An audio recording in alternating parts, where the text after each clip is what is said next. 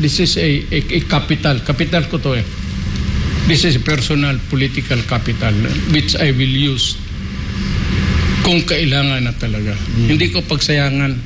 I will not dissipate it by wasting it, using it in some other trivial matters which you guys can very well solve. Gamitin ko lang ito pag sabi ko sa kanila, yung problemahin ninyo yan. Yung West Philippine Sea. Sa SPC, tubig mo lang yan. Sabi ko, ilang galon pa kailangan ng China, ibigay mo. Kung ako na presidente, bakit ako makipagira? Sa totoo lang ha, kaya mga Pilipino huwag kayong matawa.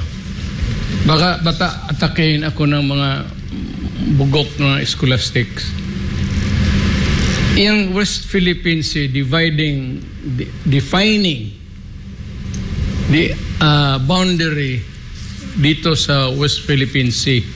It's a body of water known as the West Philippine Sea. And it is not even visible. It's just an imaginary line dividing what belongs to China at what belongs to us.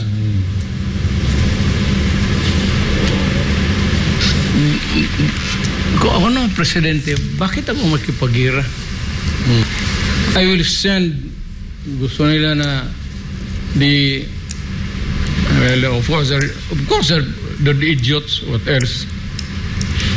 But to take a strong hand. By what?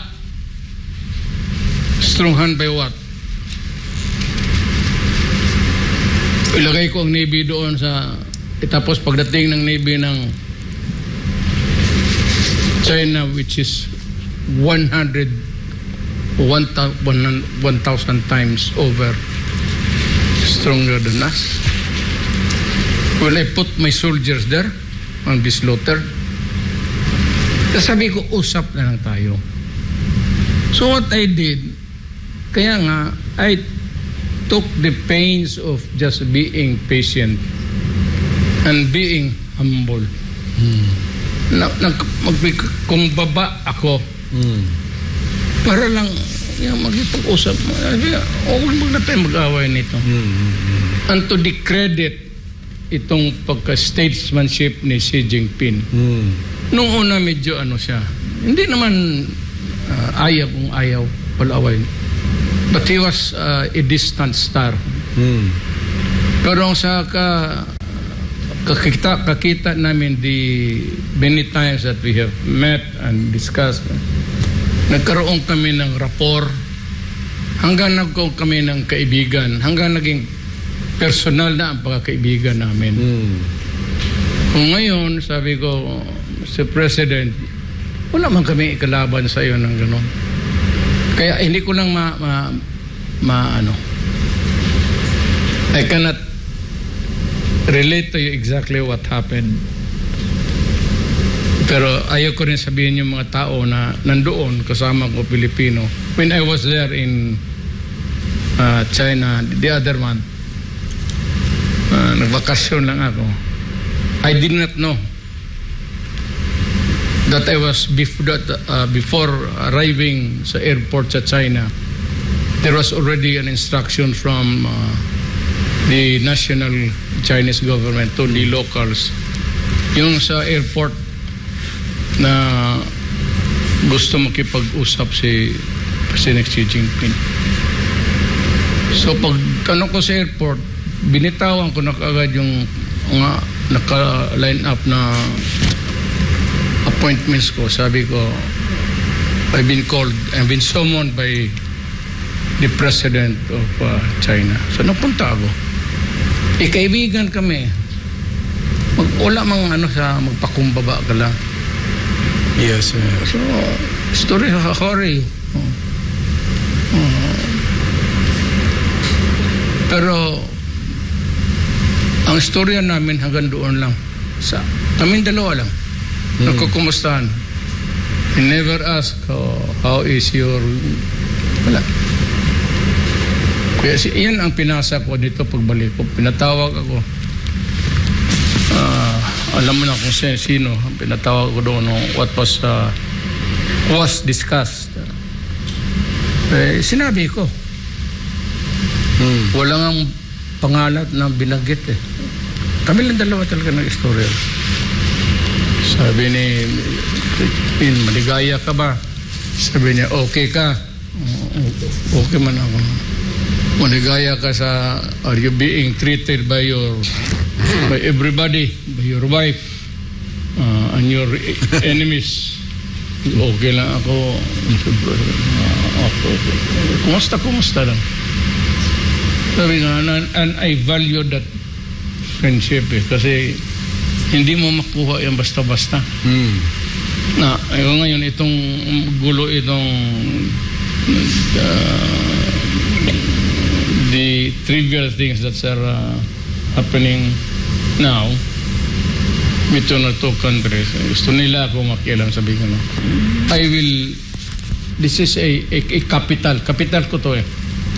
This is personal political capital which I will use kung kailangan na talaga. Hindi ko pagsayangan.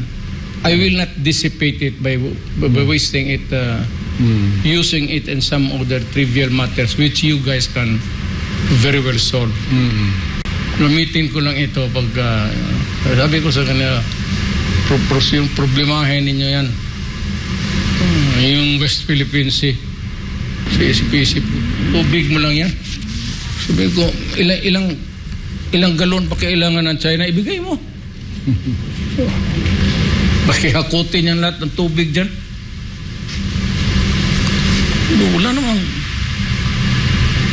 Wala namang establish a boundary line. For what?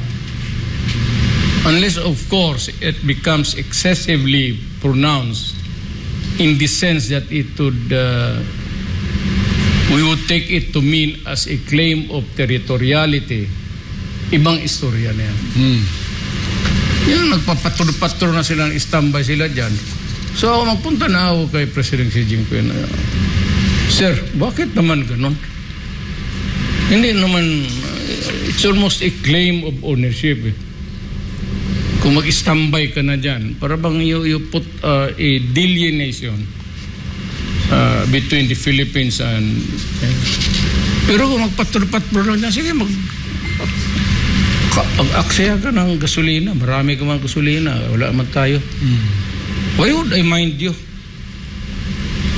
Ano ang makuha niya? Isda? Sige, makuha ka lang, marami namang isda dyan, matambaka. Pating, kung gusto mo, ubusin mo. Ganyan lang yan. I would not really try to overplay the situation or overuse or ako yung I have this kind of hindi ko hold. It's not, I'm not holding anyone. It's I own this political stock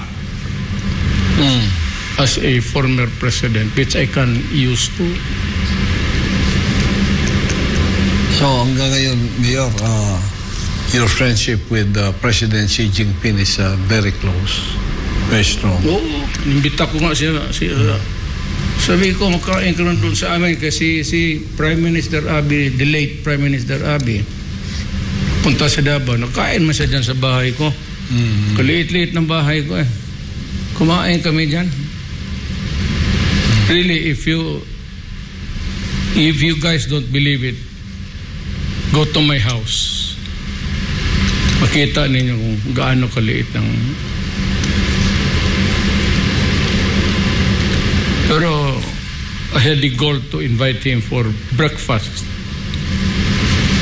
The late Prime Minister Abe, Mayor, pumasok talaga doon. Oh, kain kami. Kain kayo doon. So, ano ang maging reaksyon niya nung nakita niya yung bahay mo? Sabi niya, maliit masyado. Sabi ko na, wala man akong palasyo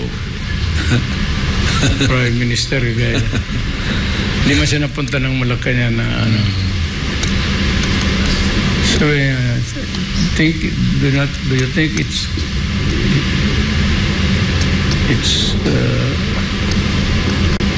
kasya ba yun ito sa inyo? Sabi ko, there are only about Six of us. Ako, asawa ko, anak ko, God the Father, God the Son, God the Holy Ghost. Anim lang.